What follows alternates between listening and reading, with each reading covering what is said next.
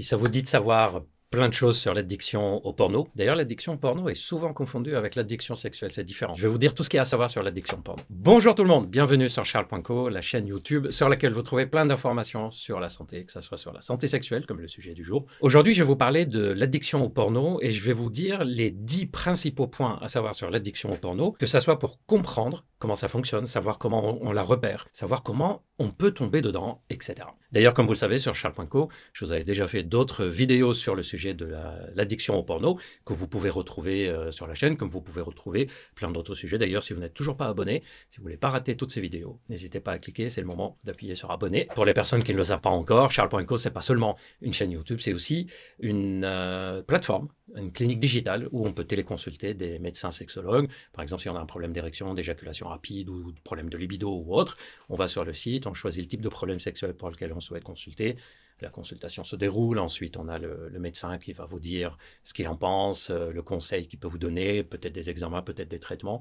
En tout cas, maintenant vous connaissez la phrase, quand on a des difficultés d'ordre sexuel ou des difficultés de santé, même de façon générale, on ne reste pas seul à se dépatouiller des mois et des mois. Si on ne s'en sort pas, on demande de l'aide, on consulte ou on téléconsulte si c'est plus facile pour vous. Et l'addiction au porno est l'une des situations où on hésite le plus à consulter parce qu'on a toujours peur d'être jugé, il y a un sentiment de honte qui va avec. Et je vais vous dire aujourd'hui tout ce qu'il y a à savoir sur cette addiction. Premier point à savoir, c'est que l'addiction au porno est classée dans les addictions qu'on appelle comportementales, c'est-à-dire on est addict à un comportement, on la différencie donc des addictions à des substances. Par exemple, quelqu'un qui utilise la drogue, il est addict à la drogue, donc à la substance. Quelqu'un qui est addict aux jeux vidéo, il va être addict au comportement de jeux vidéo. L'addiction au porno est considérée comme une addiction comportementale. Mais il est très probable qu'il y ait aussi une addiction de substance, puisque quand on regarde le porno, il y a aussi des sécrétions chimiques dans le cerveau, et donc on est probablement addict à une substance interne, et je vais vous en parler tout de suite. Le deuxième point, c'est que l'addiction au porno n'est pas forcément une addiction au porno. Pourquoi je dis que l'addiction au porno n'est peut-être pas une addiction au porno? En fait, il y a beaucoup de personnes qui regardent le porno pour être suffisamment excitées pour pouvoir se masturber, pour qu'ils puissent aussi être suffisamment excités pour jouir. Et en fait, c'est à la jouissance qu'ils sont addicts. Pourquoi? Parce que quand on a un orgasme, on a une sorte de décharge dans notre corps de sécrétion, d'antistress, antidouleur, décontracturant, presque un antidépresseur naturel. Et donc, c'est quelque chose qui est apaisant. Sauf que c'est difficile d'être excité sur commande, c'est difficile de jouir sur commande. Et je vous en ai déjà parlé dans la vidéo sur tout savoir sur les troubles de l'érection. On ne peut pas, par exemple, par volonté, décider d'être en érection et d'être excité. Il nous faut quelque chose qui nous excite. Et donc, le porno, finalement, il sert à être excité pour pouvoir se masturber, pour pouvoir jouir. Et donc, finalement, on est addict à la jouissance. Et finalement, les écrans, on les utilise pourquoi? Parce que les écrans, c'est ce qui nous permet d'avoir accès au porno, qui nous permettent de se masturber, qui nous permettent d'avoir un orgasme. C'est ce que j'ai appelé dans une des vidéos où je vous expliquais l'addiction au porno. J'ai appelé ça l'addiction EPMO, c'est-à-dire addiction à l'écran, porno, masturbation, orgasme, en sachant que c'est l'objectif final, l'orgasme, auquel on est réellement dépendant. La preuve, c'est que ces personnes-là, finalement, quand elles regardent les écrans et regardent du porno et se masturbent, c'est rare qu'ils s'arrêtent avant. Ou par exemple, c'est rare les personnes qui vont regarder les écrans, regarder du porno, mais sans se masturber, juste parce qu'ils ont une dépendance à regarder du porno. Donc, l'addiction au porno, chez certaines personnes, n'est pas au porno en lui-même, même si bien sûr elle est là, elle est présente, mais c'est finalement à la jouissance finale qui sont addicts, ce qui oriente sur la réalité, c'est-à-dire sur la raison pour laquelle ils utilisent le porno. Troisième chose à savoir, le fait de regarder du porno de façon très régulière, personne ne sait ce que c'est très régulier parce que c'est variable, mais on va dire plusieurs heures par semaine, ou par exemple tous les jours de façon très régulière, ou que le week-end par exemple, mais de façon très importante, plusieurs heures sur le week-end. En tout cas, le fait de le faire peut nous rendre addicts au porno, même si à la base, ce n'était pas par addiction qu'on regardait.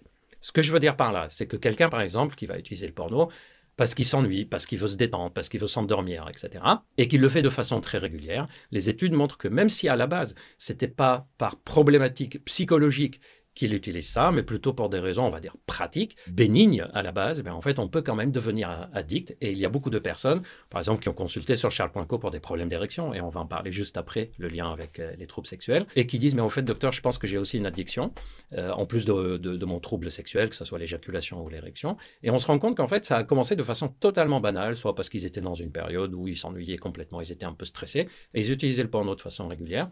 Pas de problème psychologique majeur, mais ça a fini par créer une addiction au porno, parce qu'on l'a utilisé beaucoup.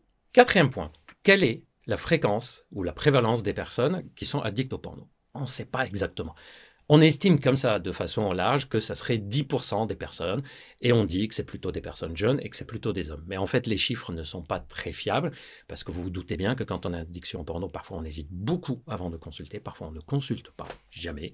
Parfois on consulte, mais pour d'autres problèmes qui sont apparus à cause de l'addiction, et donc c'est soit sous-estimé, soit parfois surestimé. Ça dépend aussi de la définition de chaque professionnel de l'addiction au porno. Bref, on pense en tout cas que c'est au minimum 10% des personnes. Et la particularité, c'est qu'on sait maintenant que ce n'est pas que chez les hommes. On sait qu'il y a de plus en plus de femmes qui sont addictes au porno, et je vous laisse imaginer que c'est encore plus difficile pour ces femmes de consulter, parce que déjà que c'est difficile pour un homme, la femme, elle va dire, mais qu'est-ce qu'on va dire de moi? On va me traiter d'être perverse, on va me traiter d'être une fille délurée, etc.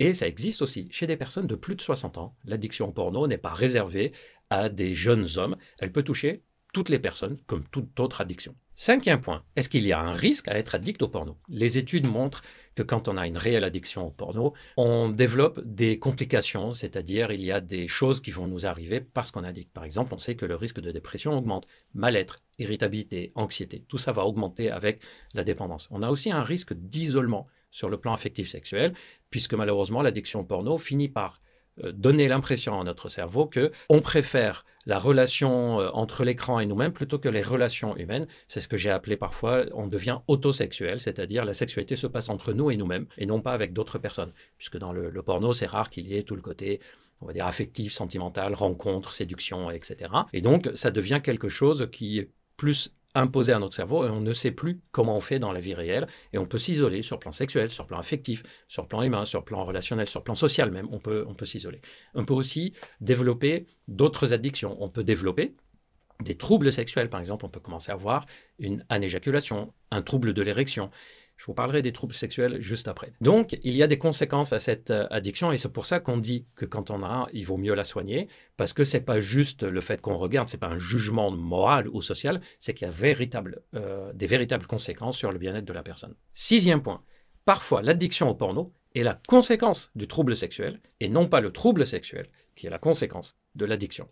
Par exemple, prenons le cas d'une personne qui a consulté récemment sur Charles.co pour des problèmes d'érection et cet homme-là me disait qu'il pensait que son problème d'érection était la conséquence du fait qu'il est devenu addict au porno. Quand on a repris un peu son historique, on se rend compte qu'en fait c'est l'inverse. C'est-à-dire il a commencé à avoir des pannes érectiles lorsqu'il rencontrait des nouvelles partenaires. À chaque fois que c'était une nouvelle personne avec qui il avait des rapports, en fait il se mettait la pression, il n'était pas bien et il avait à ce moment-là des troubles de l'érection. C'est quelque chose de très courant dans les vidéos que je vous ai déjà faites sur tout comprendre sur la dysfonction érectile, je vous en ai parlé. Sauf que par peur de perdre l'érection, il commençait à avoir peur de faire des rencontres. Comme il avait peur de faire des rencontres, un peu à la fois, il s'est isolé. Sauf que son envie, son désir sexuel était toujours présent. Et donc, il a commencé à utiliser le porno un peu par compensation. Et donc, finalement, c'est le fait d'avoir eu des troubles de l'érection lors des premières rencontres qui l'a conduit à s'isoler, qui l'a conduit à utiliser le porno, ce qui est venu aggraver le trouble de l'érection. Et on peut dire la même chose, par exemple, sur l'éjaculation précoce. On peut alors avoir tellement peur d'avoir une éjaculation rapide.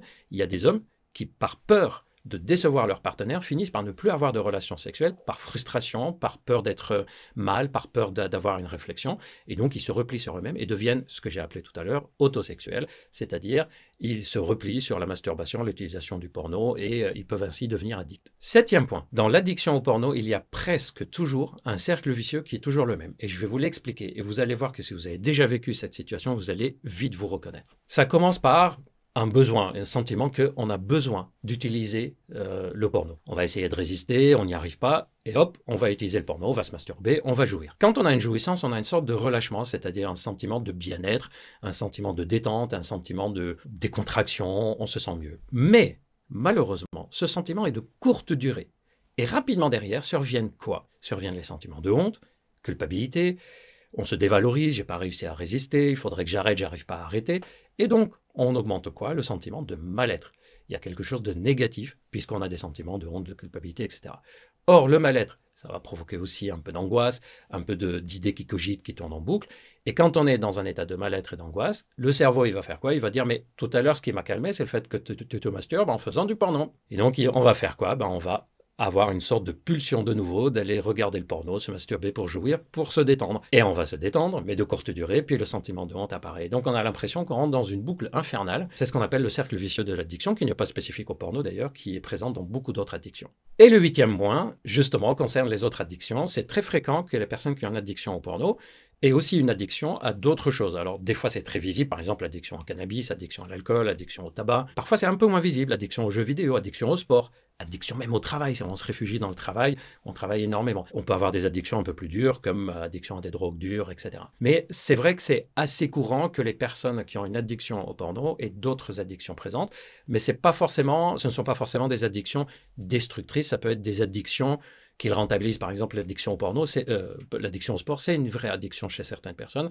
Mais finalement, elle est un peu moins mal vécue que d'autres addictions. Mais en tout cas, ce sont des personnes qui ont une tendance, une personnalité, à quand il y a quelque chose qui leur plaît, à vouloir le répéter, ou une tendance à vouloir faire les choses de façon précise, ou une tendance au perfectionnisme, une tendance à avoir des idées qui tournent en boucle dans la tête. Et donc, c'est pas rare de voir qu'ils ont d'autres dépendances autres que le porno. Le 9e point, c'est qu'il faut savoir que les théories sur les raisons pour lesquelles on a une addiction au porno ne sont pas encore très claires. Il y a plusieurs théories. Par exemple, vous avez des personnes qui disent que c'est un problème, une sorte de défaut dans la capacité de contrôle, comme si notre capacité à contrôler les pulsions était mauvaise.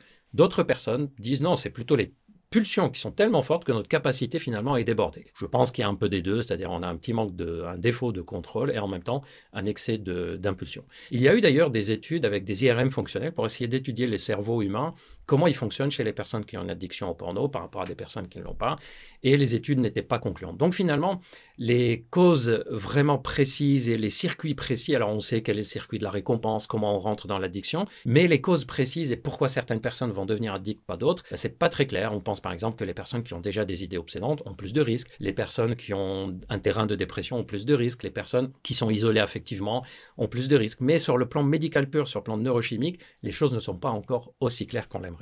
Et le 10e point, je vous en ai déjà parlé dans d'autres vidéos, c'est la question qui revient souvent, c'est comment on sait si on est addict au porno. Je vous ai déjà fait une vidéo sur les signes de l'addiction au porno et comment on peut repérer. J'aimerais ici vous rappeler qu'il y a quand même 3-4 points, quand ils sont présents, ça oriente quand même beaucoup vers l'addiction au porno et il n'y a pas besoin d'être spécialiste pour les repérer ces points. Le premier point, c'est que quand on a une pulsion, un besoin, même si vous voulez dire une envie, mais que cette envie envahit en fait notre mental, c'est-à-dire une fois qu'on a cette idée en tête d'aller regarder des images et des vidéos porno, une fois qu'on a cette idée en tête, on n'arrive pas à l'enlever de la tête. C'est ce qu'on appelle l'envahissement psychique. Si c'est ça, ça veut dire qu'il y a probablement une addiction au porno. Le deuxième point qui oriente vers l'addiction au porno, c'est qu'on essaye de mettre en place des stratégies pour arrêter, mais on n'y arrive pas. On finit toujours par craquer, ou alors ça ne marche pas du tout, ou ça marche, mais de temps en temps, mais ça ne marche pas le reste du temps. C'est-à-dire nos efforts pour sortir de cette boucle dans laquelle on est rentré, nos efforts ne sont pas efficaces. Ce n'est pas le signe qu'on est faible, c'est le signe qu'on est rentré dans la phase d'addiction. Le troisième point, c'est que quand on est privé de ce comportement d'utilisation porno-masturbation, on sent une sorte de manque, comme un syndrome de manque, comme chez toute personne qui utilise des drogues, des addictions. C'est un signe, c'est-à-dire je n'ai pas pu avoir ma visualisation porno-masturbation, je n'ai pas pu le faire comme d'habitude, je n'étais pas bien, j'ai pas réussi à dormir, j'étais irritable, j'étais nerveux, j'étais pas comme d'habitude. Ça veut dire qu'on a un syndrome de manque et ça fait partie des signes qui orientent vers une addiction. Et enfin, le dernier signe, c'est quand on rentre quand même dans une phase plus élevée, c'est qu'on commence à avoir des conséquences négatives, par exemple sur la relation qu'on a dans le couple, sur notre travail, sur notre finance, bref. On commence à avoir des conséquences négatives sur notre vie et malgré ça, on n'arrive pas à arrêter. Ça non plus, ce n'est pas le signe qu'on est faible, c'est le signe qu'on est rentré dans la phase de la maladie où on a absolument besoin d'aide. Voilà, j'espère que cette vidéo vous a plu, j'espère que vous avez appris des choses sur l'addiction au porno. N'hésitez pas à aller voir les autres vidéos que je vous ai déjà faites sur ce sujet et d'autres sujets comme le trouble de l'érection, trouble de libido, trouble de l'éjaculation, parce qu'il y a souvent des liens avec l'addiction au porno. Si d'ailleurs vous avez des commentaires à faire, vous pouvez les faire en bas dans les commentaires si vous êtes déjà entré dans la phase d'addiction. Si vous avez réussi à en sortir seul, si vous avez été aidé, n'hésitez pas à me dire dans le commentaire. Merci beaucoup de me suivre, ça me fait vraiment plaisir de voir que notre communauté augmente. Moi je vous donne rendez-vous très bientôt pour plein d'autres vidéos. Prenez bien soin de vous et à bientôt.